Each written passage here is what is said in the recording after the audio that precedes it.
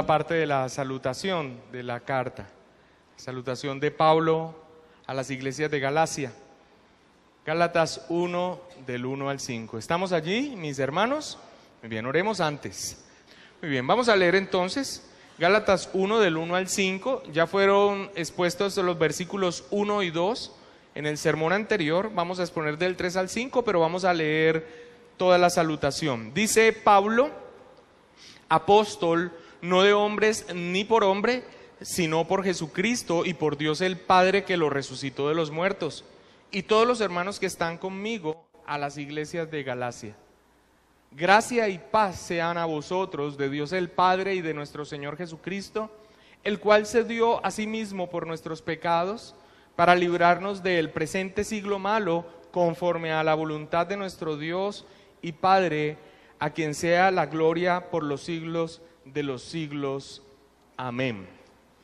Hermanos, es muy frecuente, y no debería ser así, que nosotros encontremos en medio incluso del pueblo evangélico, que se supone que tienen conocimiento de la palabra, que acceden a la palabra del Señor. Es muy frecuente que uno encuentre que la manera de leer la Biblia y de interpretarla sea errónea. La interpretación y la aplicación de lo que leen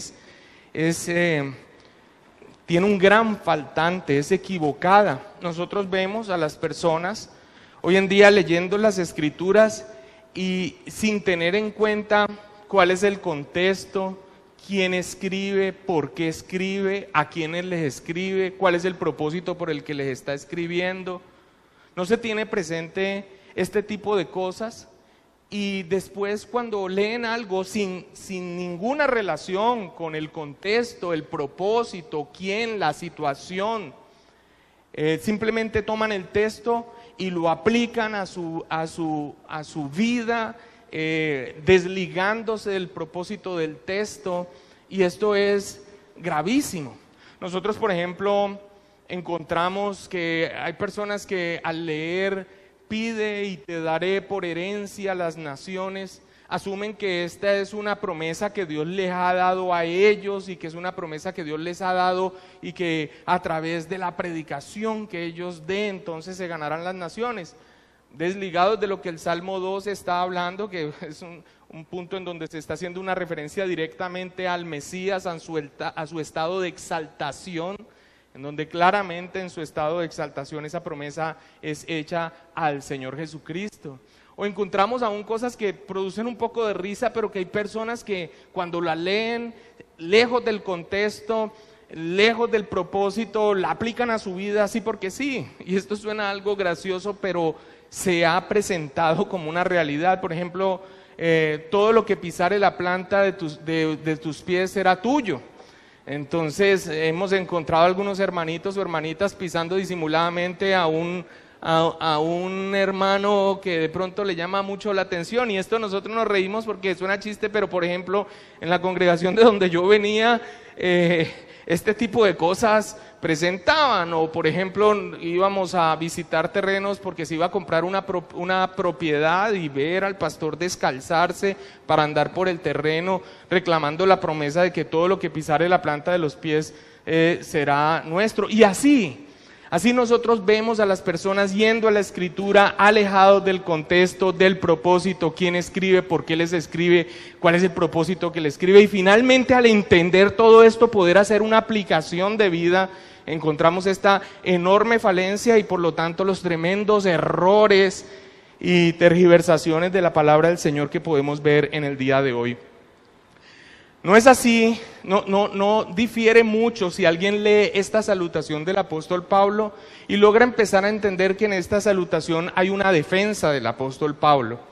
Algunos pensarían que en esta defensa del apóstol Pablo tiene que ver un liderazgo fuerte de él y que se está sobreponiendo sobre los otros, sin lograr entender que Pablo no se está defendiendo él como persona o partiendo de su ego. Él está defendiendo su apostolado por todo lo que su apostolado significa. Es que su apostolado básicamente no es algo que él pidió, que él escogió, no es un puesto, ¿cierto? No es un CEO de una compañía. no es el líder como lo vemos hoy en día, sino que es un mandato que Dios le ha dado, le ha encargado para algo específico que se encargó a los apóstoles con una enorme responsabilidad. Así que cuando uno ve defendiendo al apóstol Pablo, su autoridad y su apostolado, muchos podrían simplemente pensar que es una defensa fuerte de un creyente y asumirla a su propia vida y probablemente tomar actitudes arrogantes frente a sus hermanos, incluso personas que están llamadas al ministerio, tomar esto como algo que se aplican y que se atribuyen a sí mismos como un derecho, pero lejos de todo esto, porque ninguno de nosotros somos apóstol, ninguno hemos sido llamados a hacer una labor de apóstol como el apóstol Pablo, y el texto no está diciendo que nosotros debemos hacer una defensa de nuestro honor en esa interpretación errada. Pablo, cuando defiende su apostolado, está defendiendo lo que su apostolado implica, toda su autoridad. Y no solamente la autoridad, sino el mensaje que traía, lo cual, amados hermanos, básicamente es un mensaje o que lleva a vida eterna o que básicamente clausura una situación de perdición eterna a todos aquellos que se niegan a lo que el mensaje de salvación dice. La salvación en Cristo Jesús. Así que nosotros podríamos leer esta salutación y esta defensa y hacer una interpretación pésima al respecto. Sí, hermanos, Pablo está defendiendo su autoridad, Pablo está defendiendo su autoridad, su apostolado, pero esto no se trata de egos, esto no se trata de reclamos a punta de carácter, de una distinción y de una dignidad. La fortaleza con la que el apóstol Pablo defiende su apostolado es por lo que su apostolado implica, el mensaje de salvación, la autoridad que le ha sido delegada, que no ha sido ni de hombres ni por hombres, sino divina. Un mensaje que incluso le lleva a Pablo a consumir su vida hasta la muerte, no importa. Porque él ha entendido plenamente a qué le ha llamado el Señor a hacer. Así que cuando nosotros, y lo vimos en la predicación pasada, nosotros vemos una defensa del apóstol Pablo frente a unos detractores, lejos de ser una especie de rencilla entre bandos humanos, amados hermanos, es la defensa de aquel que sabe lo que implica la autoridad que le ha sido delegada, con el propósito que le ha sido delegado de algo que es vital y que tiene que ser defendido de cualquier manera, que es el mensaje de salvación, el evangelio de nuestro Señor Jesucristo. No voy a retomar los puntos acerca de qué era lo que muy probablemente se estaba haciendo para desvirtuar el mensaje que el apóstol Pablo daba, que finalmente iniciaba ese ataque por desvirtuar la autoridad de él. Ahora, esto no solamente se queda con respecto a su autoridad y su apostolado, sino que también tiene que ver, y es una defensa a la que el apóstol Pablo da, no solamente de su llamado como apóstol, sino también del mensaje que él tiene. Nosotros hemos visto que del apostolado él dice que no es de hombres ni por hombre, pero también le deja claro a todos sus detractores que su mensaje tampoco se trata de una filosofía, que tampoco se trata de un discurso humano, que no se trata de una idea que a alguien se le ocurrió y que tampoco es un delegado por ningún hombre para difundir un mensaje de hombres. Esto no se trata simplemente de una campaña de información sobre un mensaje, una filosofía, un punto de vista. Y el apóstol Pablo lo deja claro. Y todo esto es lo que nosotros vemos en estos 5 primeros versículos de la salutación. Tan solo es una salutación, pero en la salutación nosotros vemos una defensa de su apostolado, una defensa de su mensaje y también un señalamiento de cuál es la motivación de él para hacer lo que él está haciendo en el ministerio. La defensa de su apostolado ya la vimos expresada en los primeros 2 versículos, pero vamos a ver cómo desde el 3 hasta el 5 él también hace una defensa en cuanto a su mensaje, el origen de su mensaje, cuál es su mensaje, qué significa su mensaje y cuál es la motivación por la cual él está dando un mensaje, su mensaje. Ahora, y aunque esto lo vamos a ver más adelante, creo que se ve muy claro ahí en Gálatas 1, en el versículo 11 y 12, vayamos para allá por favor. Dice, ya con respecto a su mensaje, volvamos nuevamente aquí, salutación. Y en esa salutación, ¿qué se hace? Una defensa. ¿De qué? De su autoridad, su apostolado. Y ahorita, ¿qué es lo que vamos a ver? Una defensa de qué? De su mensaje, que ya vamos a ver qué es, y también de la motivación que él tiene. Ahora, con respecto a su mensaje, miren cómo dice el 11 y el 12. Y los que estuvieron en la prédica anterior van a ver un paralelo muy importante. Dice, mas os hago saber, hermanos, que el evangelio anunciado por mí no es que según hombre, pues yo ni lo recibí ni lo aprendí de hombre alguno, sino por revelación de Jesucristo. ¿Logra usted ver el paralelo que hay también con la defensa de su autoridad? Pablo, apóstol, no de hombres ni por hombre, sino por Jesucristo y por Dios el Padre que lo resucitó de los muertos. Una defensa de su autoridad. No viene de parte de hombres, no lo nombró ningún hombre, directamente el Señor Jesucristo. Y en cuanto a su mensaje, es algo que viene simplemente de la iglesia de Antioquía de Siria, trayendo un mensaje de allá. No, este mensaje no es según hombre, esto lo vamos a estudiar a profundidad, no tiene que ver con la filosofía y la sabiduría humana, ni tampoco él lo recibe ni lo aprende de hombre. O sea, tampoco es un comisionado de los 12 apóstoles, no es simplemente un comisionado que trae un mensaje de la iglesia de Antioquía, sino que él lo recibió por revelación del Señor Jesucristo directamente. Miren la autoridad del apóstol Pablo defendida, y como vamos a ver ahora, su mensaje y la autoridad de su mensaje con un propósito. Y esto tan solo en la salutación, hermanos. ¿Por qué estamos viendo esto en la salutación? Porque el problema en las iglesias de Galacia era gravísimo. Como ya lo mencionamos, ¿cuál problema? El mensaje del evangelio estaba siendo tergiversado, pervertido. ¿Cómo? ¿Estaban diciendo que eran mentiras? No tan así, pero estaban diciendo que a ese mensaje de salvación, de fe en Cristo Jesús, habría que sumarle que ellos tenían que cumplir mucho de la ley mosaica y ceremonial para poder ser salvos, casi que convertirse al judaísmo. Y algunos dirían, pero ahí está el mensaje. No, hermanos, el evangelio no admite ni sumatoria ni que se le reste a él, porque inmediatamente queda deformado. Por eso en la sola salutación, una defensa que no está allí oculta, que está allí presente, se empieza a mostrar, como lo dijimos en la predicación anterior, que los truenos y los relámpagos más fuertes están reservados para adelante, y es lo que se nos viene en la carta a los Gálatas. Veamos entonces en esta salutación, donde hace una referencia a su autoridad, su mensaje y motivación, veamos la parte del mensaje. ¿Cuál es el mensaje? Ya vimos la autoridad, la defensa de su apostolado, que no es de hombres ni por hombre. Pero ¿cuál es el mensaje? Versículo 3, dice, ¿cómo inicia diciendo? Gracia y paz sean a vosotros. Ahora, gracia y paz es un saludo, pero va mucho más allá de un saludo.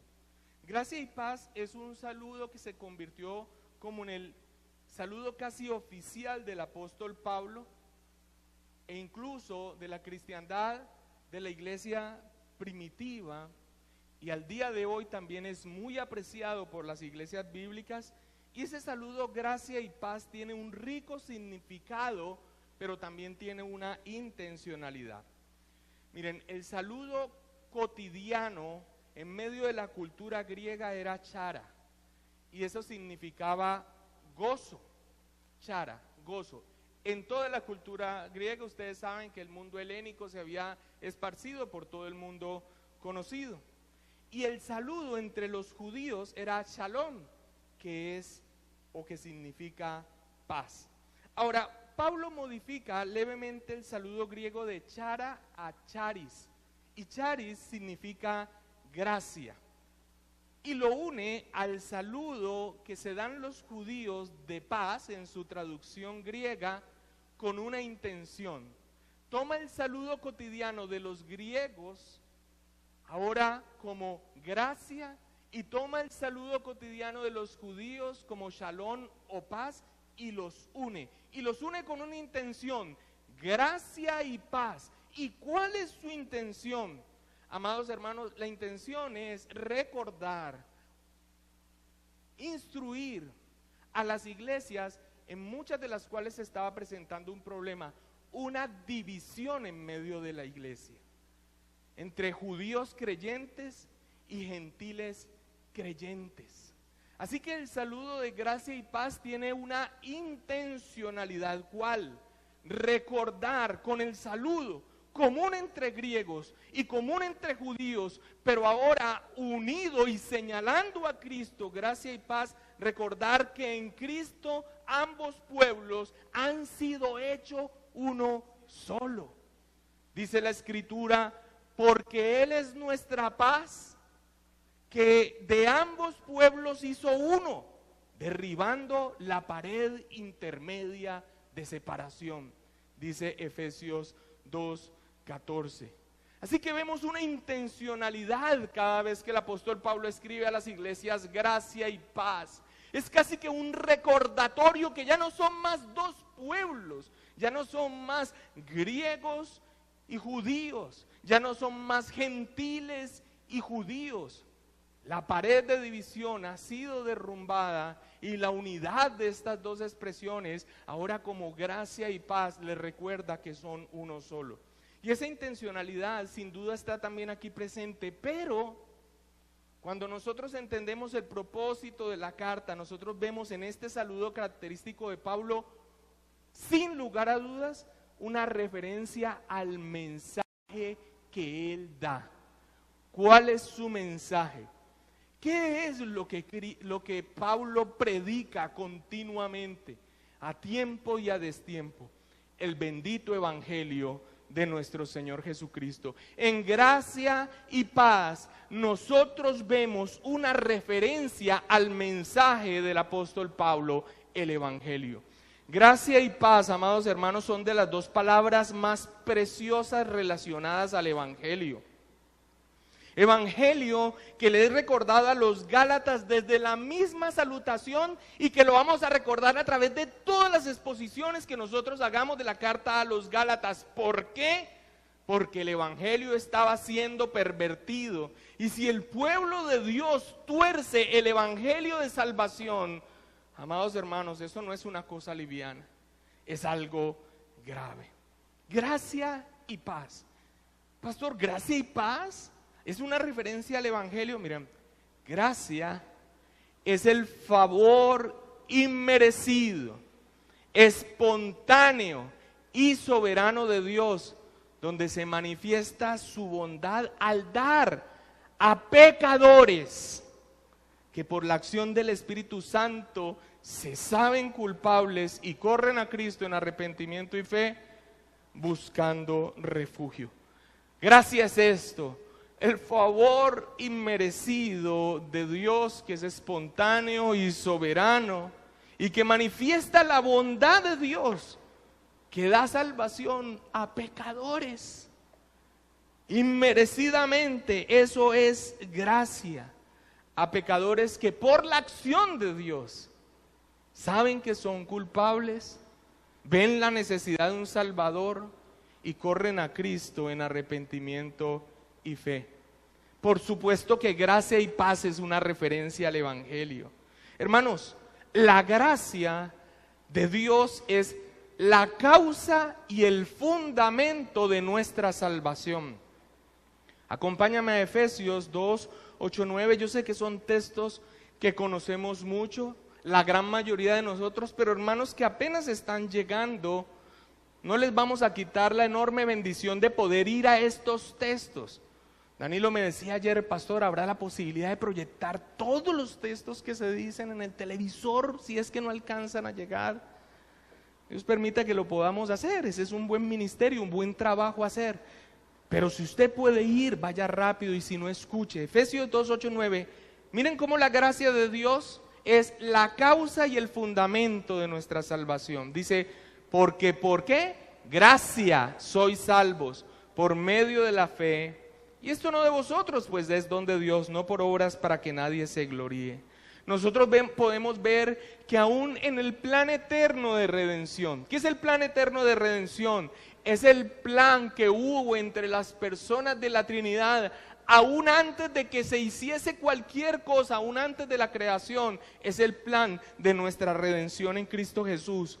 Y nosotros podemos ver en la Biblia que aún en el plan eterno de redención, la gracia es la causa de nuestra salvación. Segunda de Timoteo, capítulo 1, versículo 9. Dice, segunda de Timoteo, capítulo 1, versículo 9, dice, hablando de Cristo, quien nos salvó y llamó con llamamiento santo, escúchalo, ¿no qué? No conforme a nuestras obras, sino según el propósito suyo y la gracia que nos fue dada en Cristo Jesús. ¿Cuándo? Antes de los tiempos de los siglos.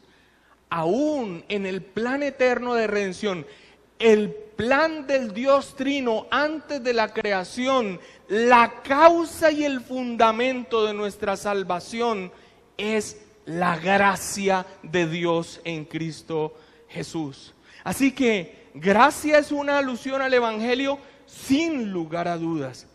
¿Y cuál es el resultado de esa obra de gracia en Cristo Jesús en el creyente? ¿Qué es lo que produce la gracia de Dios derramada en un pecador que inmerecidamente se le derrama salvación y quien por la obra del Espíritu Santo se ve pecador y viene a Cristo?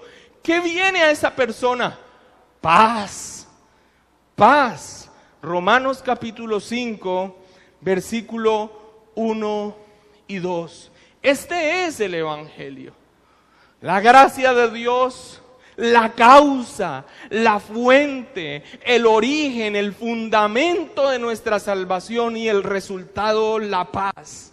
Romanos 5, 1 al 2, dice, justificados pues por la fe, tenemos que paz para con Dios por medio de nuestro Señor Jesucristo, por quien también tenemos entrada por la fe, ¿a qué? A esta gracia en la cual estamos firmes y nos gloriamos en la esperanza de la gloria de Dios.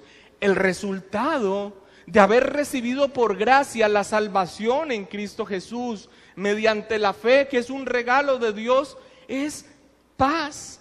La paz con Dios, la paz con Dios. Esto es necesario entenderlo a todo creyente, es primario y fundamental. El Evangelio no es prosperidad, el Evangelio no es solución a los problemas, el Evangelio no es encontrar un buen marido, el Evangelio no es ser sanado de una enfermedad terminal. Dios en su gran bondad muchas veces manifiesta su bondad a nosotros en esta vida, sin lugar a dudas, pero ese no es el Evangelio. El Evangelio es gracia porque entendemos que es inmerecido para nosotros pecadores. Y el resultado de ese evangelio y de esa gracia es paz. Paz para con Dios. ¿Por qué paz para con Dios? Porque Dios está airado debido a su carácter santo y justo contra el pecado. Y la humanidad entera está en esa condición. Así que paz con Dios que recibimos en Cristo, hermanos, es el resultado de la gracia de Dios. Ahora, esa paz es tanto un estado como una condición. La paz que recibimos como resultado de la gracia de Dios es un estado y una condición. ¿Un estado en qué sentido? Un estado porque estamos reconciliados con Dios. Así estamos, reconciliados con Dios. ¿Sabes cuál es el problema de no apreciar esto? Que en nuestra mente estaba que no había problema con Dios.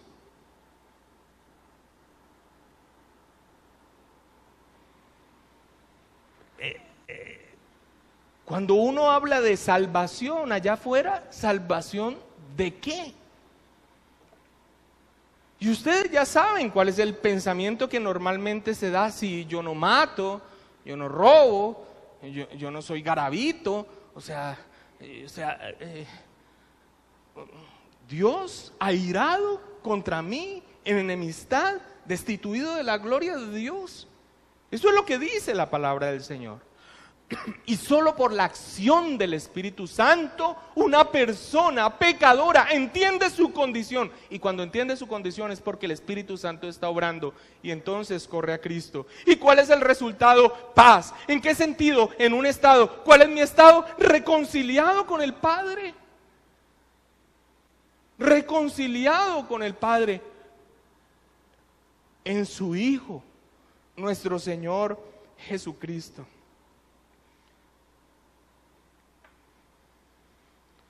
Y cuando yo sé que ese es mi estado de reconciliación con el Padre, con el Creador de los cielos y de la tierra, el gran yo soy, el Todopoderoso, el Altísimo, hermano, las cosas que afrontemos en nuestro peregrinaje lucen desde otra perspectiva.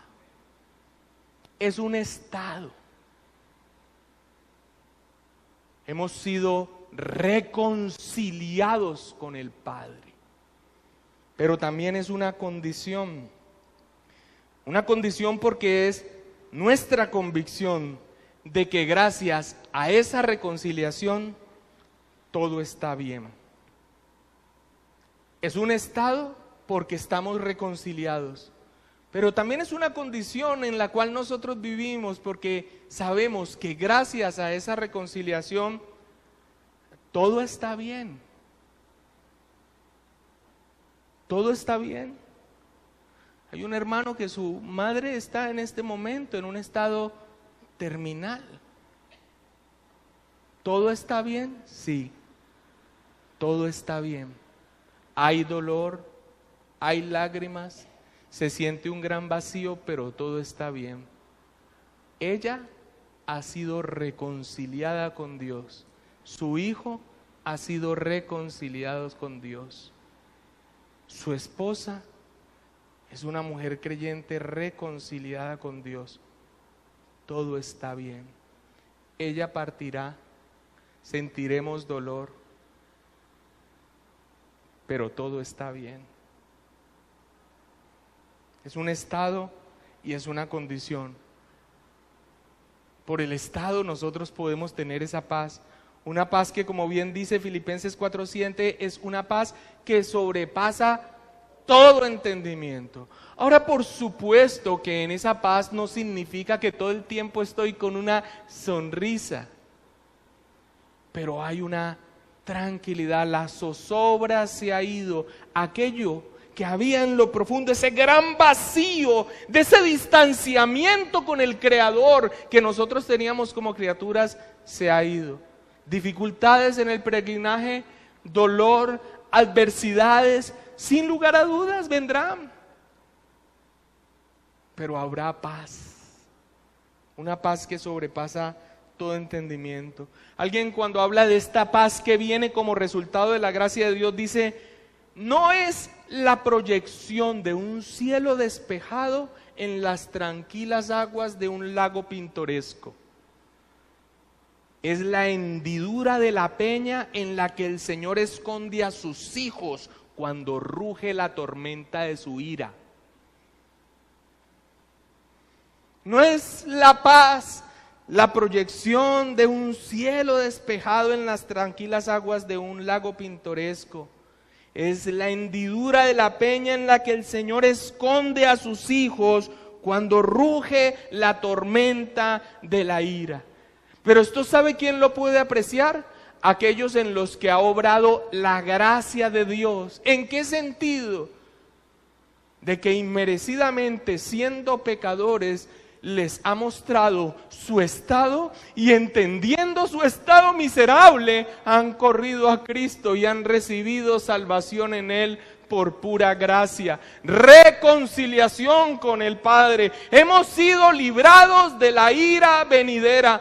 Hay paz, amados hermanos. Sí, sin lugar a dudas, gracia y paz es una referencia al Evangelio, y es una referencia fuerte. Para nosotros es gozoso, pero para todo aquel que está desviando el Evangelio, cambiándolo, pervirtiéndolo, es algo que debe resonar duro, porque gracia nos habla de inmerecimiento. Gracia nos habla de favor soberano e inmerecido. Y paz nos habla de la condición en la que nosotros estábamos y la obra de Cristo Jesús. Y cuando yo he añadido al mensaje de la salvación algo que tiene que ver supuestamente con mi esfuerzo y con mi mérito, todo esto se desdibuja. Debe ser una advertencia, y en esta salutación estas empiezan a ser las advertencias que se empiezan a escuchar de lo que directamente Pablo va a hablarles más adelante. Hermanos, y como todo lo que tiene que ver con nuestra salvación viene absoluta y exclusivamente de Dios, el apóstol Pablo dice: gracia y paz dice el versículo 3 finalmente, ¿de quién? De Dios el Padre y de nuestro Señor Jesucristo. La gracia y la paz vienen única y exclusivamente de nuestro Dios. El origen, la obra, el mérito, la gloria de nuestra salvación son exclusivamente de Dios. El plan eterno de redención, el regalo de un Salvador en el cumplimiento del tiempo, la obra de salvación en la cruz, nuestro llamamiento, nuestra regeneración, nuestra justificación, nuestra santificación, nuestra glorificación futura, proviene de la gracia de Dios, y solo Él merece la gloria por ello. Por eso no puede ser admitido ningún tipo de acto meritorio de parte de nosotros, supuestamente para alcanzar firmemente salvación. Y la fe no es nuestra. Incluso la capacitación para que el pecador desobediente por naturaleza, hijo de ira, incapaz de obedecer las demandas de Dios, pueda venir al refugio en Cristo Jesús, es una obra de Dios, procede de su gracia, y solo Él merece la gloria por ello.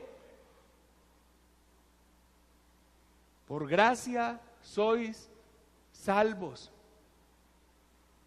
mediante la fe, y esto no de vosotros, pues es un don de Dios, no por obras, para que nadie se gloríe. La fe no es un mérito. Un muerto espiritual, una persona en una condición de desobediencia por naturaleza, un hijo de ira, una persona incapaz de entender las cosas que son del Espíritu Santo, de él no brotará confianza. Él es contrario a su naturaleza caída. Y la misma expresión de la fe no puede ser contada como un mérito. Todo lo contrario, es una expresión de bancarrota. Veo claramente mi condición. Necesito un Salvador y deposito mi plena confianza en otro. La fe no es meritoria. La fe es una declaración de bancarrota de aquel que por la acción del Espíritu Santo ha entendido su condición. Y precisamente es una mano estirada, suplicante, depositando plenamente su confianza en otro, nuestro Señor Jesucristo. Gracia y paz de nuestro Dios y nuestro Señor Jesucristo, el Evangelio. Ese es el mensaje del apóstol Pablo, en contraste con el mensaje de los judaizantes, la deformación del Evangelio, que no ofrecía ni gracia ni tampoco paz, mucho menos. Y no ofrecía gracia porque recuerden el mensaje que ellos estaban dando. Debían observar las leyes ceremoniales, casi que convertirse al judaísmo con todos sus rudimentos. Y esto no ofrece gracia porque, ¿qué se exige? El cumplimiento de una serie de requisitos para su salvación que son imposibles de llevar a causa de nuestra incapacidad por el pecado. Mire cómo Pedro, un judío, se expresa con respecto a esto. Hechos capítulo 15, versículo 10 al 11.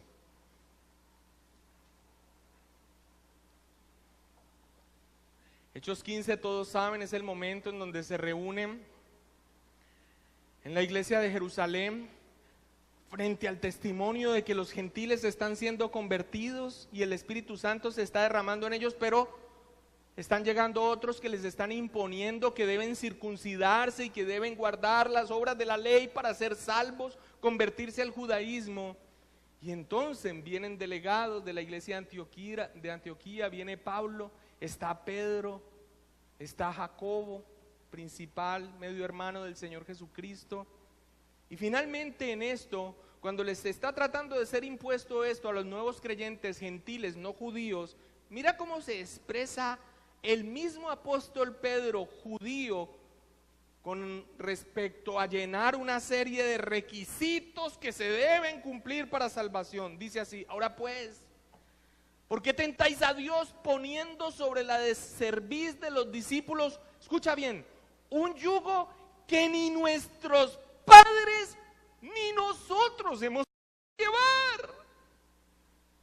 Antes creemos que ¿qué? ¿Que por qué?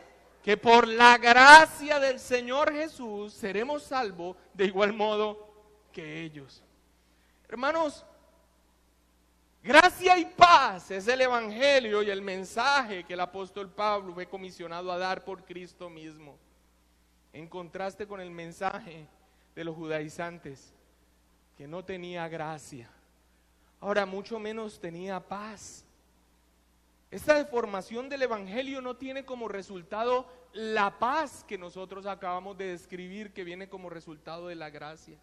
Acompáñame allí adelante a la carta de Gálatas, al capítulo 3, versículos 10 y 11, y verás que el tipo de imposiciones de sumarle algo al evangelio, de llenar un requisito para supuestamente ahora sí lograr la salvación, produce todo lo contrario a paz. Gálatas 3, 10 al 11 dice: porque todos los que dependen, confían,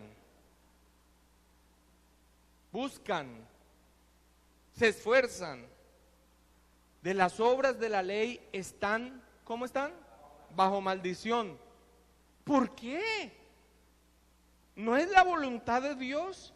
¿No manifiesta la ley de Dios el carácter santo de Dios? Sin dudas, pero mira cómo continúa diciendo: pues escrito está, maldito todo aquel que no permaneciere, ¿en qué?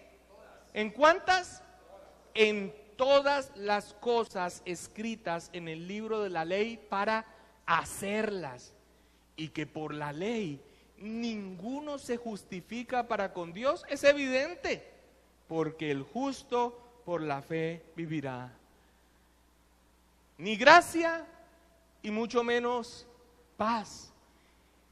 Y muchos de nosotros, amados hermanos, tuvimos la nefasta experiencia de haber recibido un evangelio deformado, en el cual siempre nos veíamos faltantes porque pensábamos que el evangelio era ser lo suficientemente buenos para que se nos abrieran las puertas del cielo. Y muchos de los que militaban al lado nuestro y nosotros mismos decíamos esto: no puedo, un faltante. Y había una desesperación interna. Incluso en un mal entendimiento del regreso del Señor, temíamos por Él, porque posiblemente, y viendo nuestras incapacidades, nos quedaríamos. Y otros, no tan sinceros consigo mismo, preferían el camino de la careta, la hipocresía. Yo sí lo cumplo. Y presentarlo a los demás, pero en lo profundo de su ser, saber que hay un gran faltante para cumplir lo que Dios exige. Todo menos paz. Y este es el contraste entre el mensaje del apóstol Pablo, el evangelio, frente a los que deforman el evangelio, en este caso los judaizantes. Aquí entonces, hermanos, no solo hallamos en esta forma de saludo que se convirtió en la forma de saludo distintivo de los cristianos en la iglesia primitiva, una alusión a la unión de los pueblos que ya no son dos, sino que son uno en Cristo Jesús, sino que vemos allí una declaración de cuál era su mensaje, el mensaje del evangelio, de la salvación por la gracia de Dios en Cristo Jesús. Y esto, amados hermanos, de ver que es una alusión al evangelio, es evidente cuando Pablo añade aquí en el versículo 4 lo siguiente: el cual, después de haber dicho gracia y paz de nuestro Señor Jesucristo, eso tan solo es un saludo, ¿no? Mira lo que continúa diciendo: el cual se dio a sí mismo por nuestros pecados para librarnos del presente siglo malo, conforme a la voluntad de nuestro Dios y Padre. ¿Qué podemos nosotros ver aquí, amados hermanos? La naturaleza, el objetivo y la fuente del evangelio. En este versículo vemos la naturaleza, el objetivo y la fuente del evangelio. La naturaleza, ¿cuál es la naturaleza del evangelio? O sea, ¿qué es el evangelio? El evangelio es la muerte expiatoria, la muerte por sustitución a favor de aquellos que serán salvos, nuestro Señor Jesucristo. La muerte de Cristo Jesús. Ese es el evangelio. El evangelio, ser evangélico, ser salvo, no es ser tan bueno que entonces se abren las puertas de los cielos para ti. El evangelio es la muerte expiatoria por un sacrificio, la muerte por sustitución, la muerte del Hijo de Dios, nuestro Señor Jesucristo, por los pecadores que por la acción del Espíritu Santo corren a Él en arrepentimiento y fe. Por eso el versículo 4 dice: el cual se dio a sí mismo.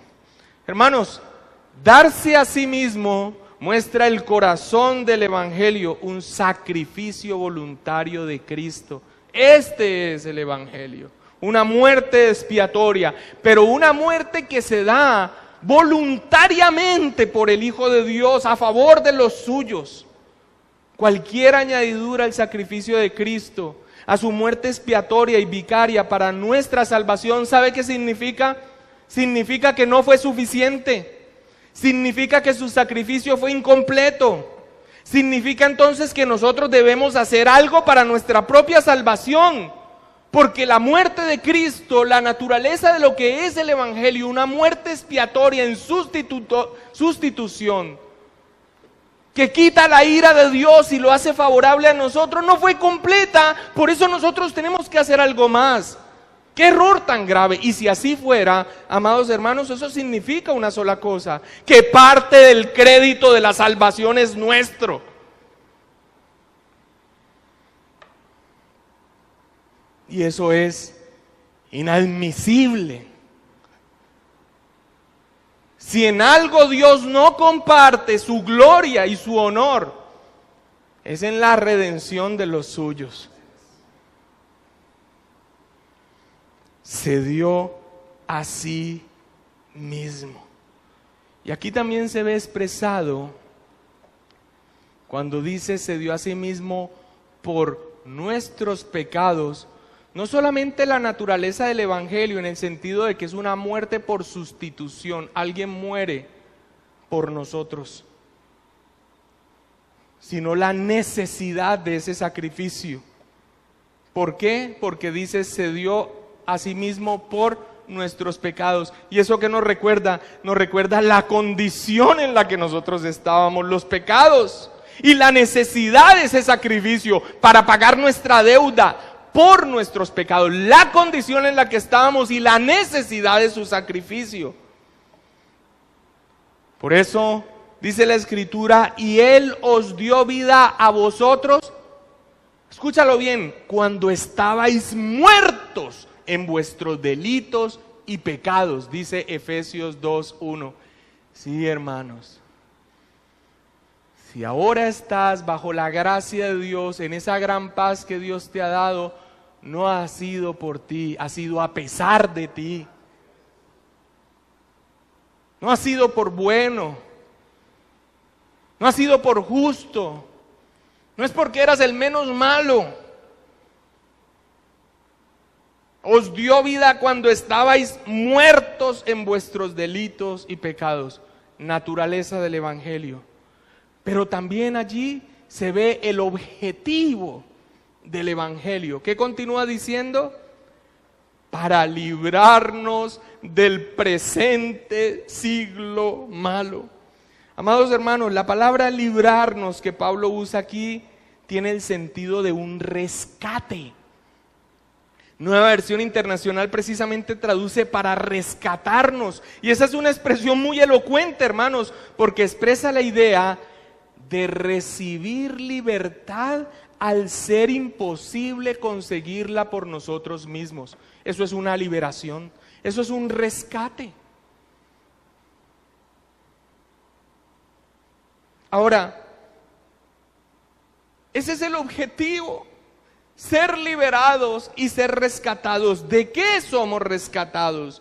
¿De qué somos liberados por la obra de Cristo? Dice, del presente siglo malo. Ahora, ser liberados del presente siglo malo no significa que los creyentes entonces tienen como resultado de la salvación que no experimentarán sufrimientos, que no experimentarán dificultades propias de este mundo caído. Ese no es el objetivo, ese no es el fin de la obra de Cristo. Ser rescatados, ser liberados del presente siglo malo, es ser librados del juicio de Dios a este sistema malo, dominado por el mal, y a todos los que pertenecen a ese sistema.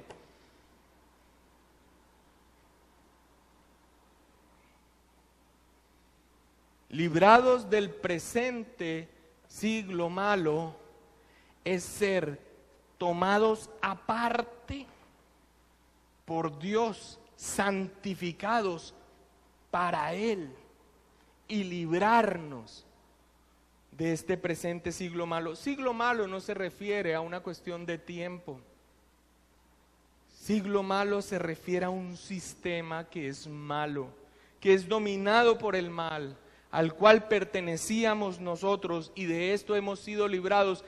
Y eso, amados hermanos, implica que hemos sido librados del juicio y la ira que se viene contra esto que es contrario al carácter santo de nuestro Dios. Es por esto que Primera de Tesalonicenses, capítulo 1, versículo 10, hablando de la obra de Cristo, de la esperanza que nosotros tenemos de su regreso y de la confianza de la veracidad de su resurrección, dice así Primera de Tesalonicenses 1:10, y esperar de los cielos a su Hijo, al cual resucitó de los muertos, a Jesús, quien ¿qué? ¿Los libra de qué? De la ira venidera. Ser liberados del presente siglo malo, sin lugar a dudas, muestra el objetivo de nuestra salvación también. Sin lugar a dudas, hemos sido elegidos para ser formados a la imagen de nuestro Señor Jesucristo, pero el objetivo de nuestra liberación y salvación, finalmente, el fruto de ello, frente a la reconciliación con el Padre, es que somos librados del juicio final, en el sentido de condenación. Ahora, siempre que pensamos en el juicio de Dios, pensamos hacia futuro. Pero la obra de Cristo aún nos libra de la ira de Dios, no solo en ese momento en que sea derramada en el día final, sino al presente. La ira de Dios que se manifiesta a causa del pecado presente. ¿Somos librados de esto también en el Evangelio? Sin dudas. ¿En qué sentido? Vamos a Romanos 1:18 y mira lo que dice.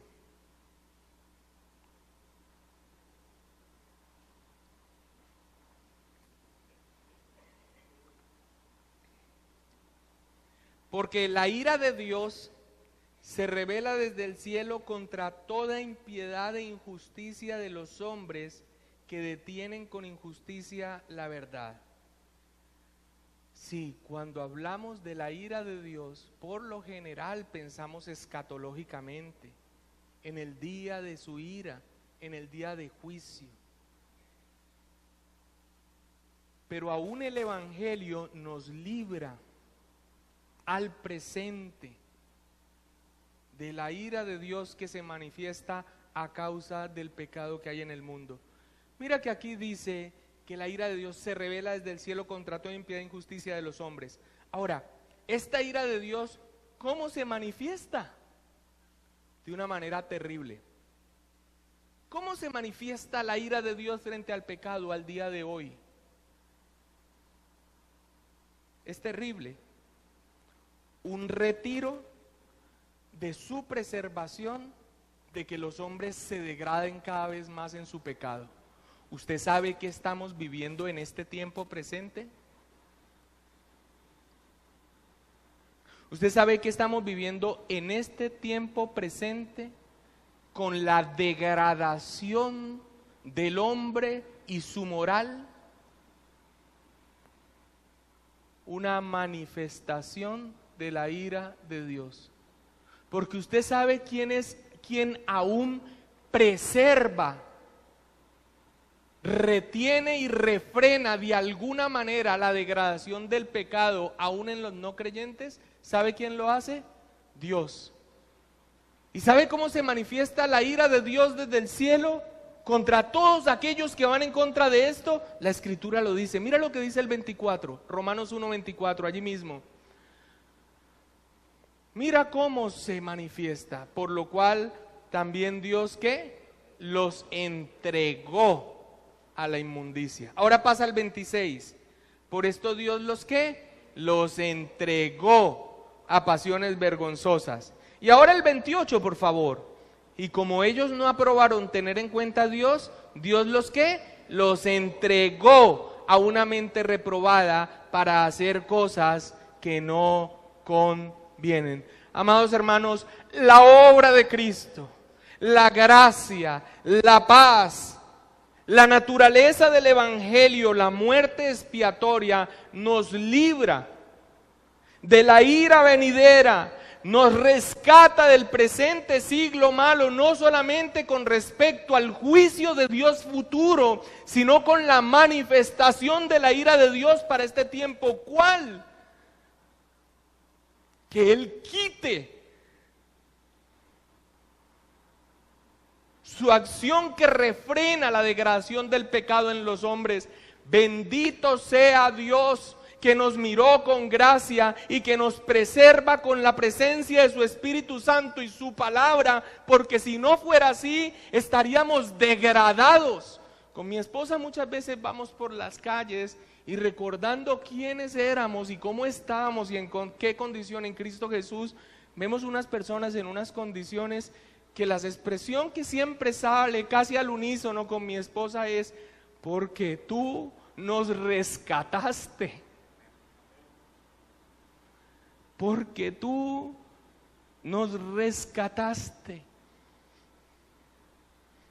El Evangelio es salvación, pero el Evangelio también es preservación de la degradación que se da de manera natural contra todo aquel que va en contra del carácter santo de Dios. ¿Qué es lo que está pasando en este tiempo? Una manifestación de la ira de Dios, cada vez más acentuada, cada vez más lo malo se le dice bueno, a lo bueno se le dice malo, se está naturalizando la bestialidad, la degradación. Esto es real. ¿Por qué nos sorprendemos? Muchos temen ante esto. Hermanos, pero hemos visto cómo cuando nosotros vemos una manifestación de la ira de Dios en otros, lejos de levantarnos en orgullo, ¿qué es lo que pasa en nosotros? Inmediatamente hay que agradecimiento y damos gloria a Dios por su obra en nuestras vidas.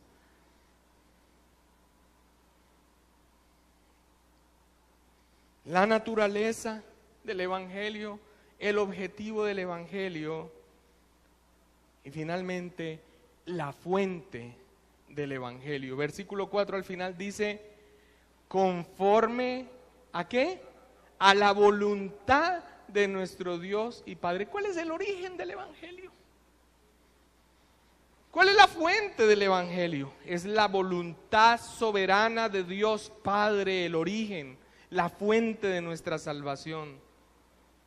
Nuestro Señor Jesucristo oró así en el huerto: Padre, si quieres, pasa de mí esta copa, pero no se haga mi voluntad, sino la tuya. Y la voluntad del Padre no era pasar de su Hijo esa copa, porque de otro modo el mundo no podría salvarse. Fue la voluntad del Padre que su Hijo precioso muriera a fin de que todos los que confían en Él vivan. ¿Cuál es entonces el origen, la fuente de nuestra salvación? La voluntad soberana de Dios, el sacrificio expiatorio, la muerte por sustitución de su Hijo, santo y sin pecado, por pecadores, que Él decidió soberanamente derramar su gracia inmerecidamente.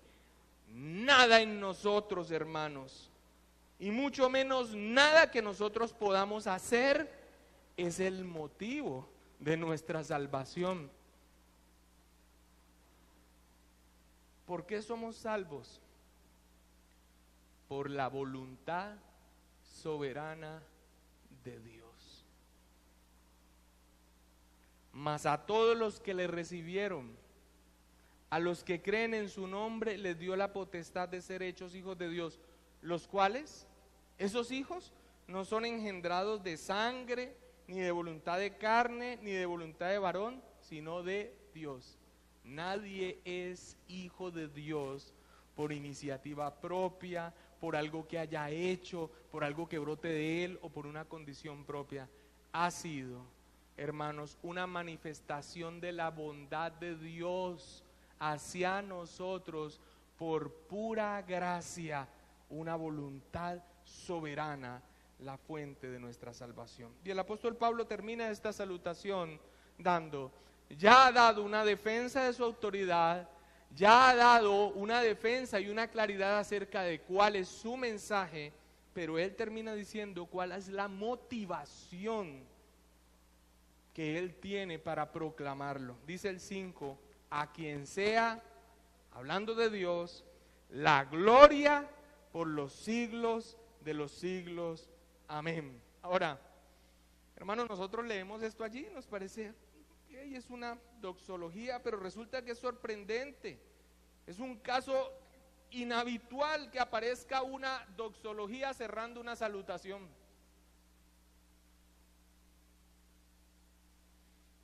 ¿Qué es lo que hace esta alabanza a Dios? Para quien sea la gloria por los siglos de los siglos. Muestra un contraste. Mientras los enemigos malvados del Evangelio minimizan la obra de redención en Cristo Jesús, ¿y cómo la minimizan? Añadiendo que es necesario hacer algo más para salvación.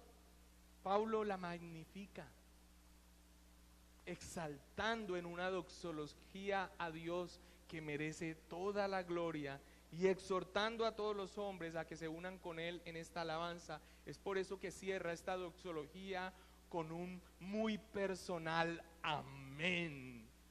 Amén. Alguien decía que los primeros cristianos en cantonés chinos, en las palabras en su idioma, cuando decían amén, es deseamos de todo corazón que así sea. Y dicen que son de las mejores traducciones de la palabra amén. El fin supremo del apóstol Pablo fue glorificar a su Señor, y esa es la motivación a lo largo de su ministerio. En esta salutación entonces, una defensa de su autoridad, una claridad acerca de cuál es su mensaje, de quién proviene, cuál es su naturaleza, cuál es su fuente, cuál es su propósito, y la motivación de por qué él lo está haciendo. Hermanos, aquí no hay egos. Esto no se trata de Pablo como Pablo, se trata de Pablo como apóstol, se trata del instrumento de Dios y del mensaje que no puede ser tergiversado, el evangelio de nuestro Señor Jesucristo. Sin dudas, amados hermanos, una salutación que algunos dirían, creo que estamos leyendo más allá entre líneas. No, hermanos, todo esto va a ser confirmado en el grueso de la carta cuando lo vamos a seguir exponiendo. Padre, te damos muchas gracias.